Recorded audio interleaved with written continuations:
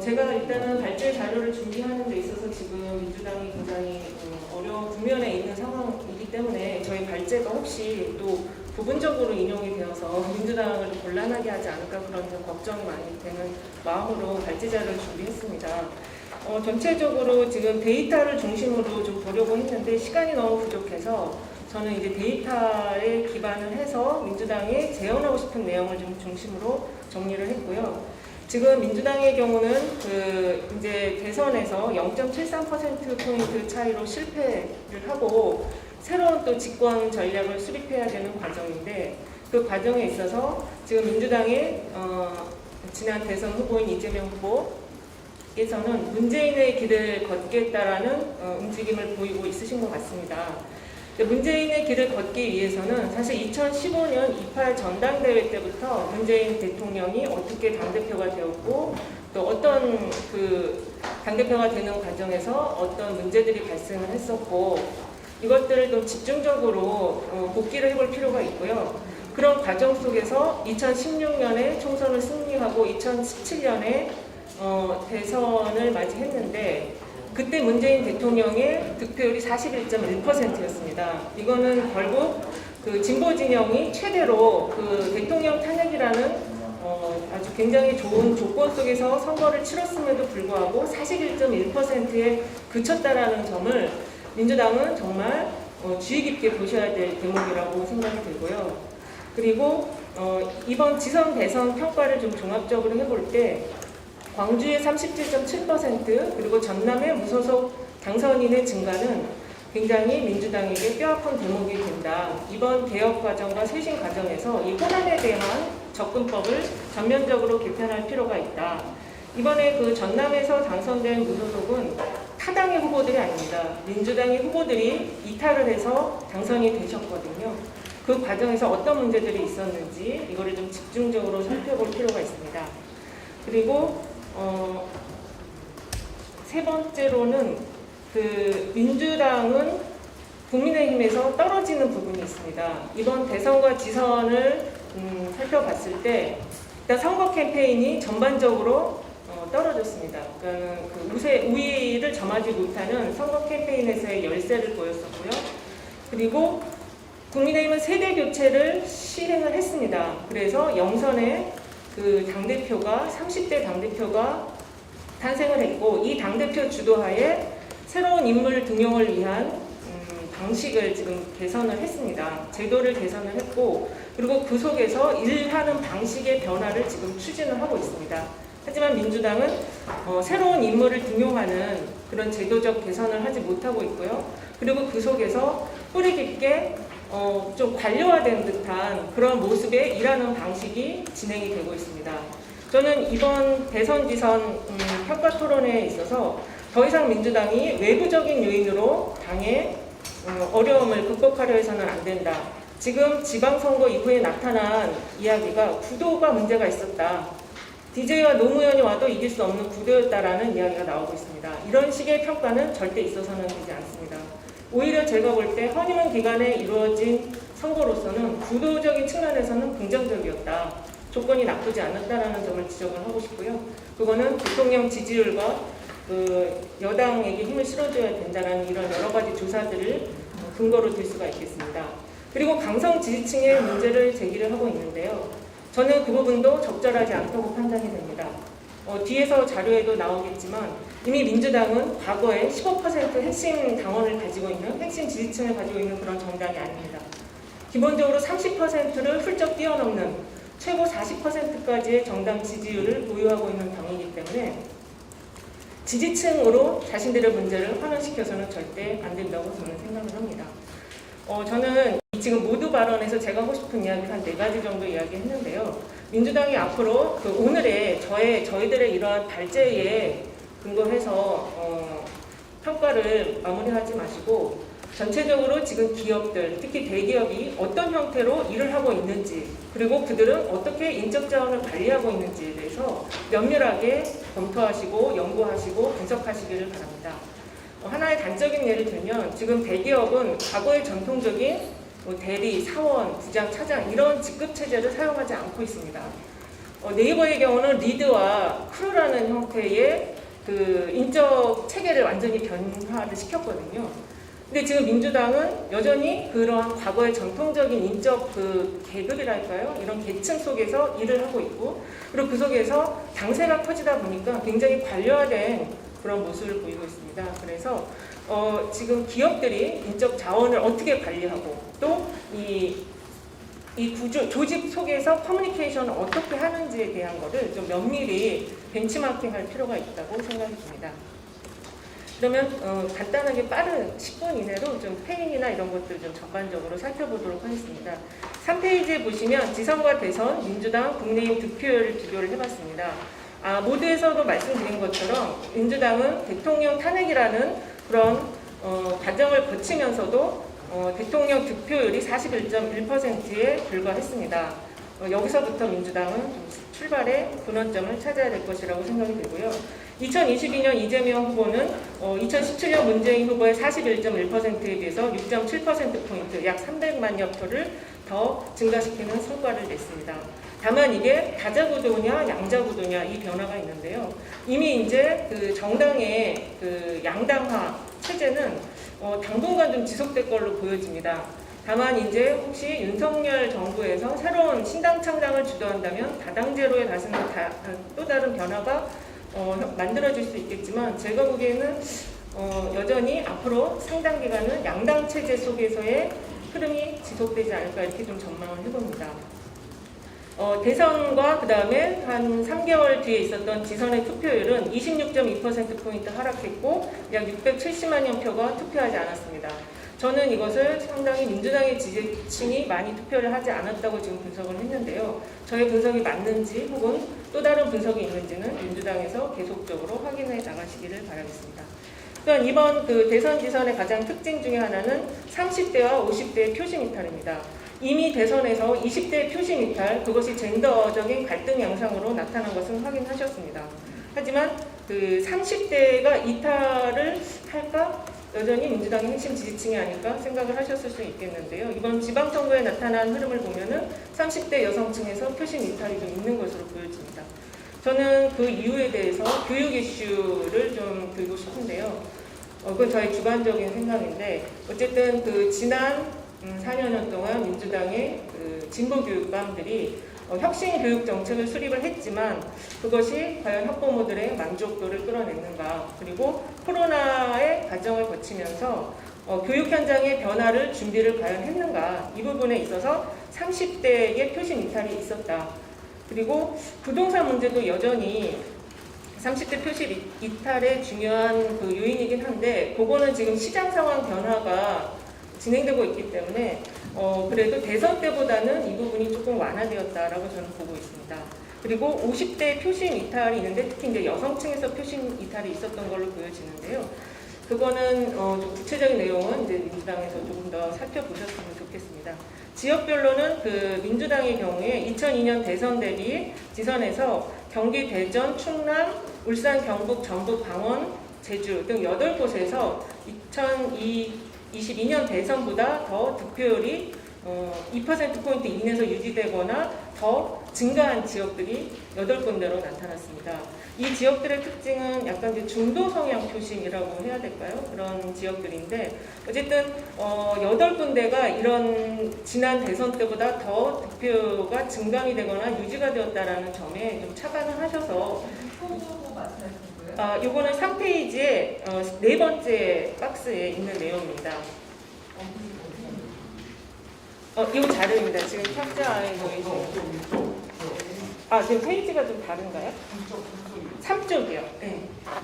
3쪽의 네 번째 네모 박스를 보시면 2022년 대선 대비 지방선거에서 민주당의 득표율이 상대적으로 유지되거나 증가한 지역, 저는 한 2%포인트 이내는 그냥 비슷하게 유지됐다고 보았고요. 그래서 8군데가 그 증가한 흐름을 보입니다. 이 표에 보면은 이제 그게 이제 증감이 나오는데, 여기서 감안하셔야 될 거는 투표율이 낮아졌다라는 걸 좀 감안해서 보실 필요는 있는데, 어쨌든 지금 이런 지역, 8군데의 지역을 보면 울산이나 경북에서도 상당히 민주당의 세가 이미 이제 좀 자리를 잡아가고 있다라고 좀 볼 수 있을 것 같습니다.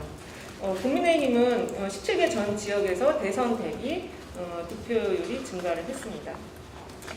4페이지에 보시면은 2022년에 대선 패인에 대해서 제 나름대로 10가지를 정리해 보았습니다. 일단 민주당은 전통적 지지층 확보보다는 지역 분할 집권 전략을 계속 지난 대선에서 썼었다. 그리고 그 과정에서 시대 정신을 제시하는 것이 좀 미흡했었다. 국민의힘은 이 전통적 지역 분할을 좀 탈피해서 그 자신들의 영남 그 전통적 지지 기반 안에 플러스 호남에서의 2030 또는 수도권에서의 2030을 공략하는 전략을 썼습니다. 그게 이제 젠더 이슈로 좀 촉발이 되긴 했지만 그렇더라도 국민의힘은 확장 전략을 대선 전략으로 사용했다는 것이죠.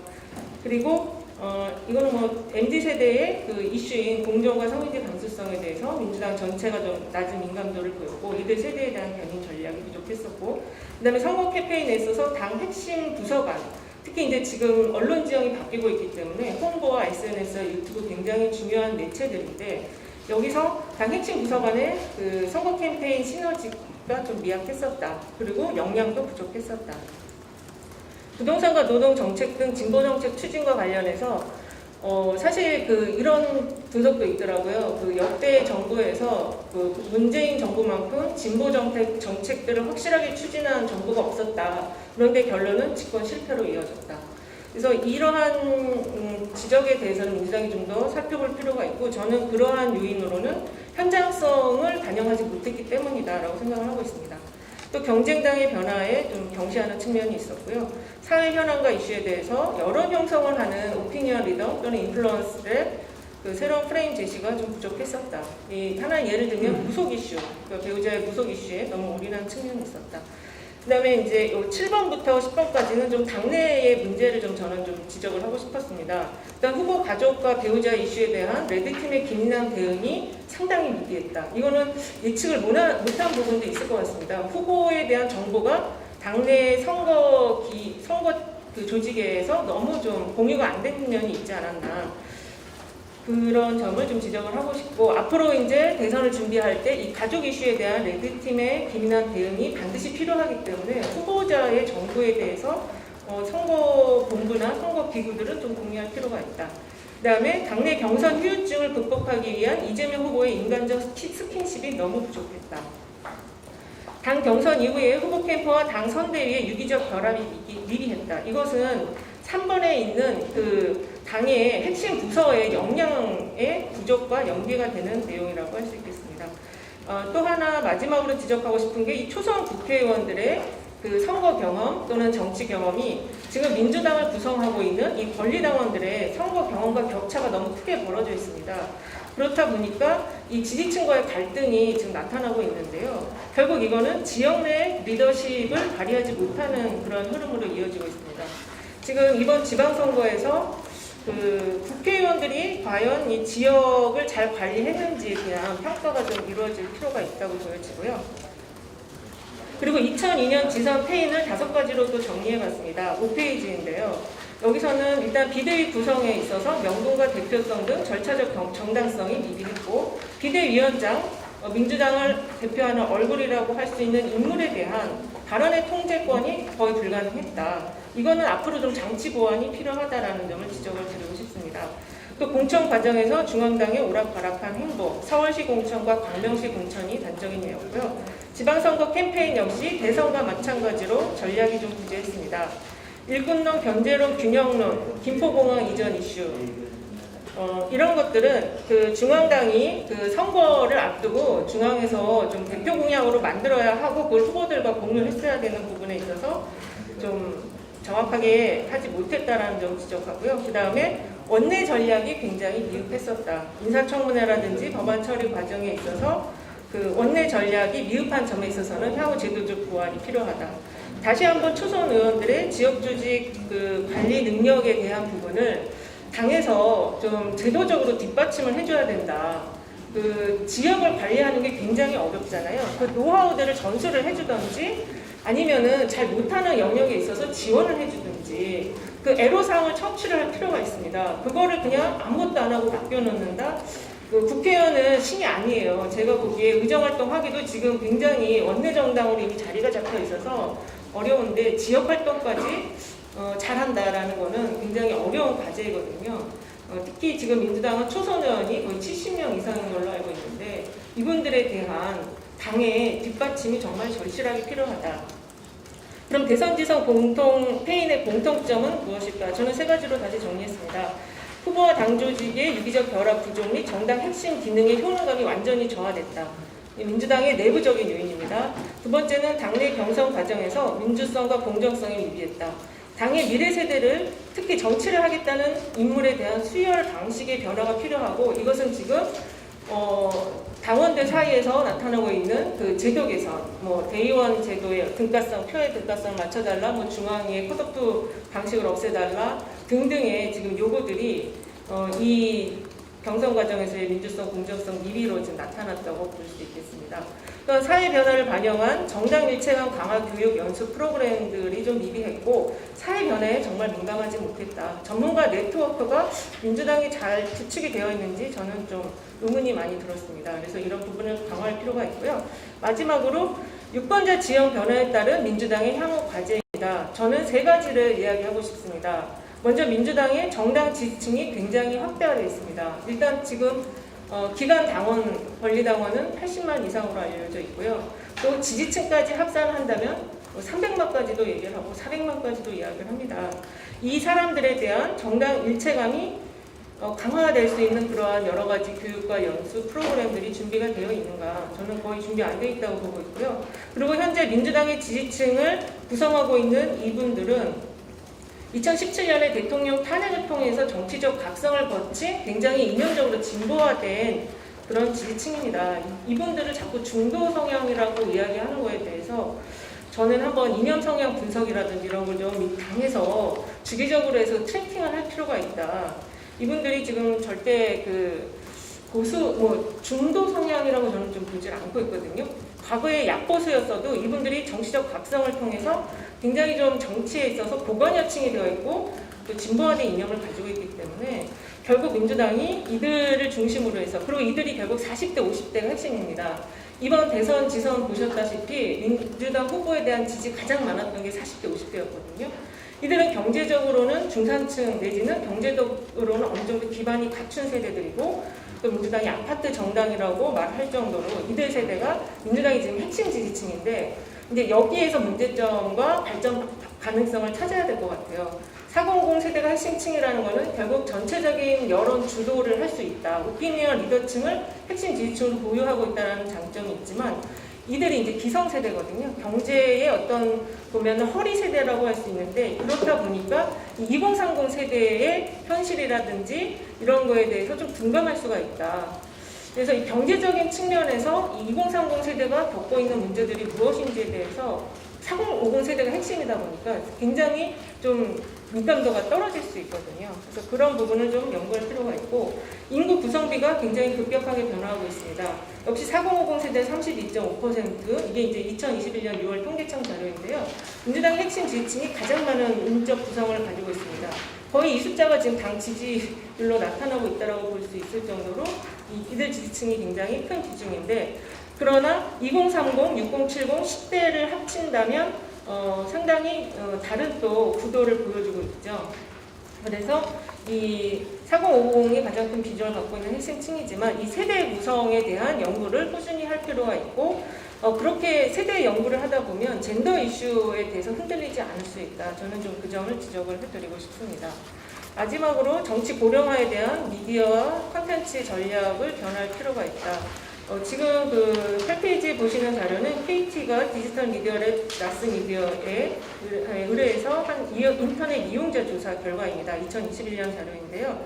50대 이상에서 그 유튜브의 이용이 굉장히 높은 편입니다. 다른 연령대에 비해서 아주 크게 떨어지지 않은 상황이고 50대 이상은 구글도 상당히 많이 이용을 합니다. 오히려 지금 다음을 잘 이용을 하지 않는 흐름을 보이고 있거든요. 인스타그램도 적지만 이용을 하고 있습니다. 그래서 이 정치 고령화에 따른 미디어 전략과 콘텐츠 변화를 하지 않는다면 그리고 지금 이분들이 이 유튜브를 통한 그 정치 정보를 상당히 많이 습득을 하고 있기 때문에 고관여층이라고 볼 수가 있거든요. 그래서 그런 부분에 대한 좀 개선이 필요하고요. 그 다음에 마지막으로 2022년 대선 지선 출구조사 결과를 보고 이 지금 지방선거에서 역시 20대 여성을 비대위원장으로 잘 모셨어 이렇게 생각하신다면 큰 오산이다라는 점을 지적을 하고 싶습니다. 20대와 30대에서 민주당 지지가 늘긴 했지만 이 투표율을 감안해서 보셔야 됩니다. 아마 전체적인 득표수를 보면은 많이 좀 줄어들었을 거고요. 이들이 어디로 갔나 그거를 좀 살펴볼 필요가 있다. 그리고 이 자료에서도 보시면은 역시 4050이 민주당의 핵심 지지층이라는 점을 다시 한번 확인시켜주고 있습니다. 그런 점에서 장점과 단점을 분석을 하셔서 민주당의 향후 개혁과 쇄신 방향의 자료로 이용을 하셨으면 좋겠습니다. 제 발제는 이것으로 마무리하도록 하겠습니다. 감사합니다.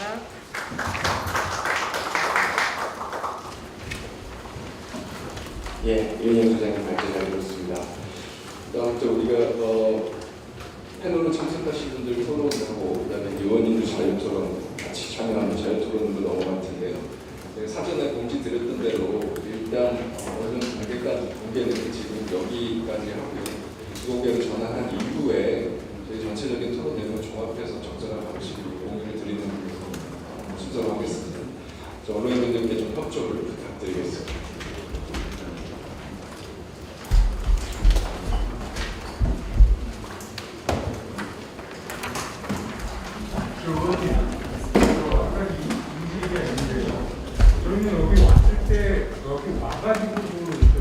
사실 그렇고 보도자료나 이걸 통해서는 전부 다 공개하는 걸로 알고 있었고 좀 밟지 말고 다른 토론자의 공개된 토론자의 얘기도 듣지 못하게 하고 그거를 한다는 것도 이해가 안 되거든요. 이게 민감한 문제일수록 오히려 이런 거 공개적으로 하기를 원하지 이렇게 하는 요약형의 사는 거면 사실 무슨 짓을 하는지 분들이 없어야겠습니다. 공개를 하는 게 저는 좀 낫다고 생각이 듭니다. 말씀하신 부분도 일리가 있는데요. 일단 저희가 그 공지 시점이 늦었다는 거에 대해서는 좀 죄송하다는 말씀을 드리고요. 이게 공동 주최다 보니까 여러 가지 사전에 저희가 협의를 된 진행 방식이 있어서요. 지금 저희가 그걸 조정하거나 논의를 하기 불가능한 상황입니다.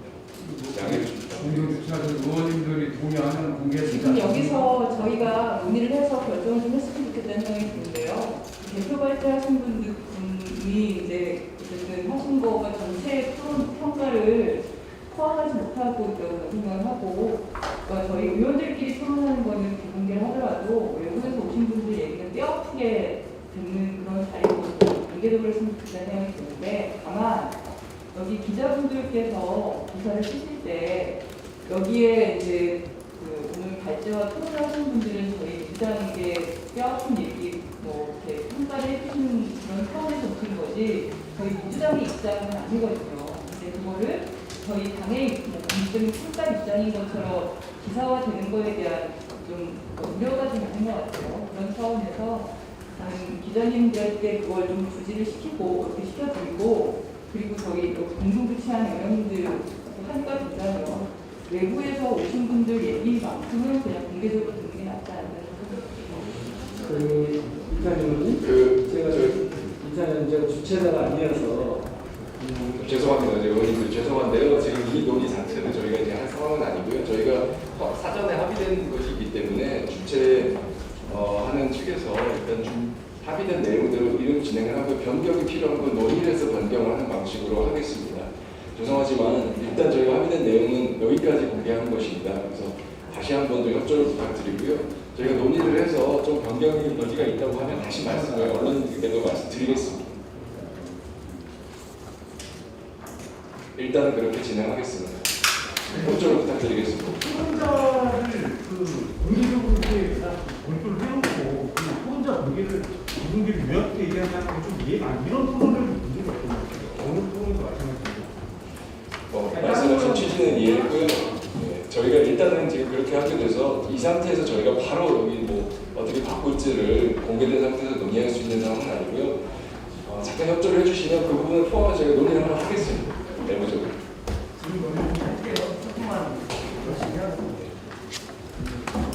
논의를 하겠습니다.